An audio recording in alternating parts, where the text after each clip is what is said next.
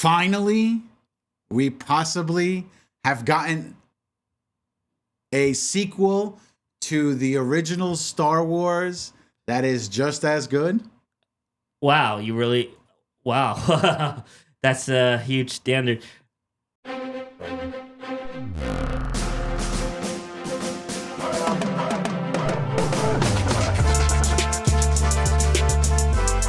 I think. I mean, the first. Let me give a little context. Go right ahead. I feel like the first 2 episodes of the Skeleton Crew have been better than the sequel trilogy. Oof. Well, not the prequel trilogy, but the sequel trilogy. Well, for me, the things better than the sequel trilogy is Rogue One, The Mandalorian, Agreed. and Ahsoka. Agreed. I will say, I actually enjoyed this more than I did so far. With only 2 episodes, I personally feel I enjoyed Skeleton Crew way more than I did the first season of Mandalorian. Wow, that's heavy. That's definitely recency bias. Possibly. Since we're recording this 2 days after the show came out. But let me say this. Coming off of The Acolyte, I was kind of sour on Star Wars TV shows on Disney Plus. But we did review the trailer. We did talk about the trailer, and it did have potential. But I said the same thing about The Acolyte. And there was. I also said the same thing about Boba Fett, and I also said the same thing about Kenobi. So, well, we have opposite opinions about that before we go down that rabbit hole. But with Skeleton Crew, when you kept saying, "Oh, definitely, you need to watch this," and I did plan on it, but I totally forgot it was coming because I still had that bad taste in my mouth from Acolyte. But I put it on, and 4 words: so far, so good. These first 2 episodes are better than the whole Acolyte series. I'll say that at least. Oh, without a doubt, good sir. Without a doubt. So let's talk a little bit about the show, right? Right. The fact that it starts off like it almost starts off exactly like how the Goonies did, right? Where the Goonies are just, you see the kids running around their neighborhood and everything like that. That's exactly how this started. And it wasn't thank whoever, I don't know who. John Watts. John Watts directed it, but did he write it also? Yeah, he's a showrunner along with Chris Lloyd. Fine. Yeah. Okay, thank God for John Watts because he made it realistic and we finally are on another planet where it does not involve freaking sand. No more Tatooine. I am so glad that in the first 2 episodes, there's not even a mention of Tatooine. It's a brand new planet I think he created for this show. It's possible. I mean, yeah. To kind of like to spoil it, right? Right. Apparently, Attilan, or whatever this planet is called. Alan, whatever. This planet is apparently a myth. It's a legend. It's apparently non-existent. So, what? Because every time, let's. Okay, I went on to a tangent. Let's start from the beginning again. So we're hanging out with these 2 kids. We're hanging out with what is their names? Neil and Fern, right? Yeah. No, not Fern. Wim and Fern. Oh, Wim and Fern. And they're just hanging out. They're playing. They're like they're doing their whole little Jedi Sith fight and everything like that. Just joking. Kids being kids, right? So it's kind of different. It brings you back to your childhood when you were outside playing, as opposed to today's generation where they're just sitting at home, right? So to me, it felt exactly like watching an old school Steven Spielberg movie like E.T. or The Goonies or something to that extent, right? It made you feel that like these kids they just want to have fun. A 1980s action adventure. Yes, exactly. Yeah, exactly. Anything made by like Amblin Entertainment. Literally that. What I like about this is, yes, it has its scary moments, but it feels lighthearted. Right. In so many ways, because it's not a kid's show, it's a show about kids. Correct. That going on these adventures, but to take it back, I like how we have a planet in the Star Wars universe or galaxy that looks like suburban America. Right? That was like that was a nice change of pace. Yes. Like you still had the Star Wars elements in there, like the droids controlling the bus, but just by controlling everything. I mean, you had droids holding lawnmowers going up and down the lawn. You had the various alien species along with the humans, Right? But it felt like suburban America. For a brief moment, I felt like we were back in that planet Guardians 3 when they go to that planet. Yeah. Oh, actually, you know what it kind of reminded me of, and I read this somewhere, and I have to agree with it. It kind of had E.T. vibes. Yeah. Like it felt like a throwback in ways, but it definitely felt fresh. Like it felt lighthearted. You had the scary moment. You had the shady characters with the pirates. That area felt a little Peter Pan. Okay. Yes. Yeah. I would agree with that. I mean, we're not going to Neverland, but we have these kids that don't want to live the regular life. They don't want to get a regular job, especially. He finds it's a Jedi temple, but it was really a ship that crashed. The show starts off with a flashback, like in typical Star Wars fashion. The ship's in space.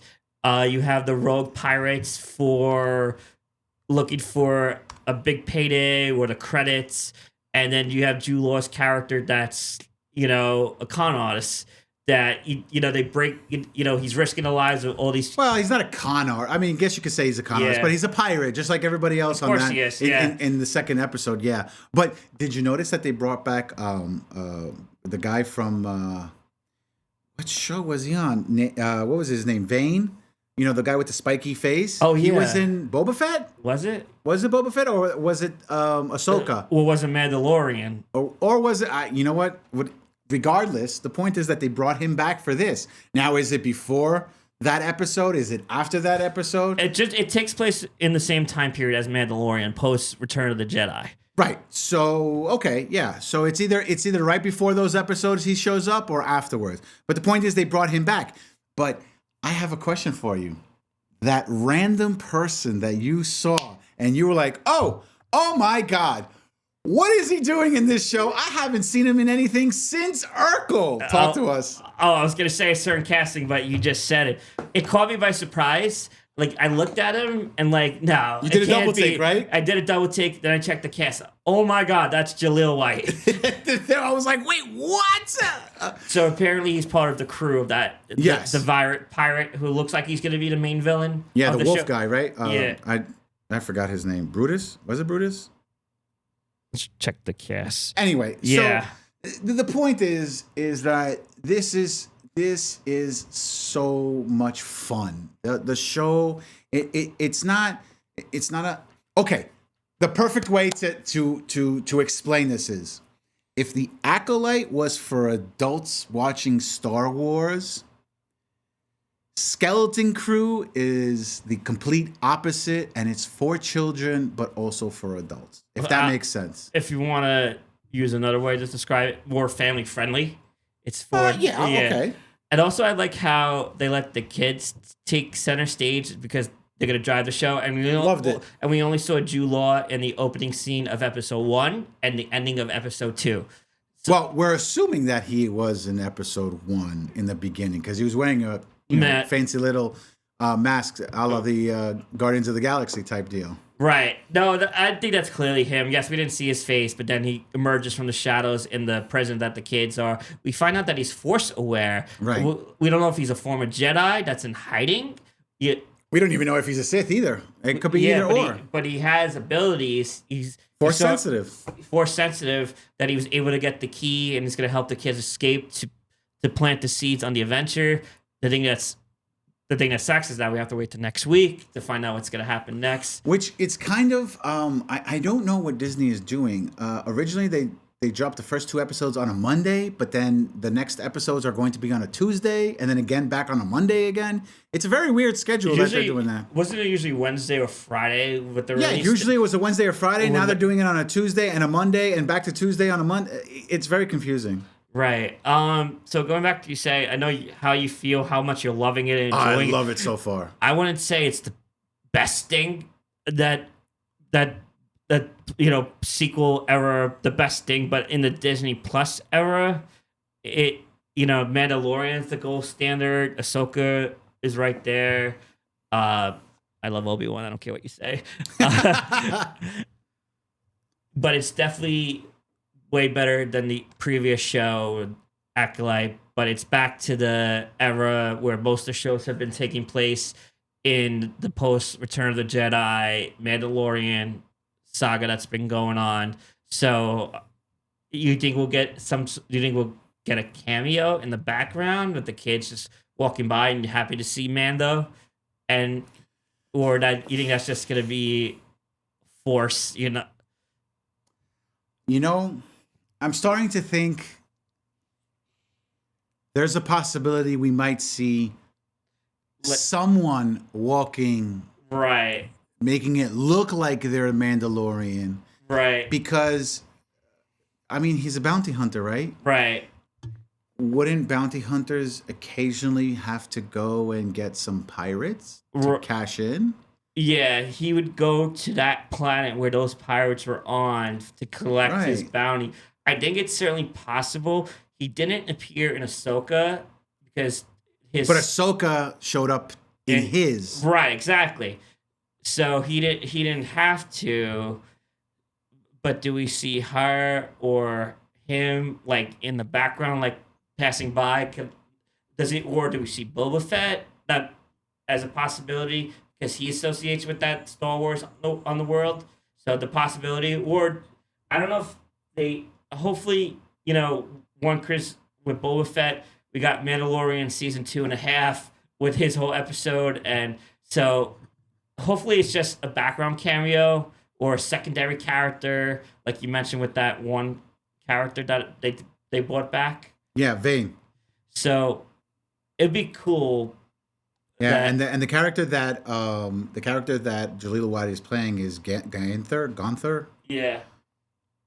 So, look, I feel so far that this show is awesome. It made me feel like I wasn't excited like I was watching, let's say, for instance, Penguin. Mm-hmm. I looked at it from a different perspective. Like, this was so entertaining that I feel like I'm watching an old school 80s TV show or an 80s movie. So I enjoyed it thoroughly. That's why I say that it's better than the 3 sequels that came out. Not as good as the prequels, and way not as the original trilogy. So I really enjoyed it. You might be right that Rogue One was a lot better. But again, we're comparing different styles of show, right? And different eras. So we can't compare this to, the Acolyte. Well, I mean, so far it's better than the Acolyte. One character we almost forgot to mention. I think I'm gonna have. He might be my favorite character by the end of the show. The droid SM-33. Did you realize it spells Smee? Captain Hook's right hand? Come on! Think about it. He's the droid on a pirate ship, and he's the second to the captain. It's SM-33 Smee. It's Smee. Come on. Tell me you didn't realize that. Well, I guess they could get away with it with a show being under the Disney banner. Yeah, I thought it was great. And you know who plays him? Take a wild guess. Nick Frost. I saw that. That's great. So, what else you want to talk about this? We're good? I think we covered everything. I'm excited for from what we get going forward. It's off to a good start. I like how lighthearted. I like the adventure feeling to it. It's, within the Star Wars element. I'm excited what direction Drew Law's character is going to take them with these kids. It's going to be a fun ride, and definitely better than the Acolyte. So, these 2 episodes is better than the whole season of Acolyte. So happy about that. So the question goes out to you. What do you think? Did you love it? Did you hate it? Do you think that we're jumping the gun because it's only the first 2 episodes and we're just, happy that we got something exciting? Or do you feel like Disney is going to screw us over and it's going to go down here? Oh, no. I hope not. Let us know in the comment section down below.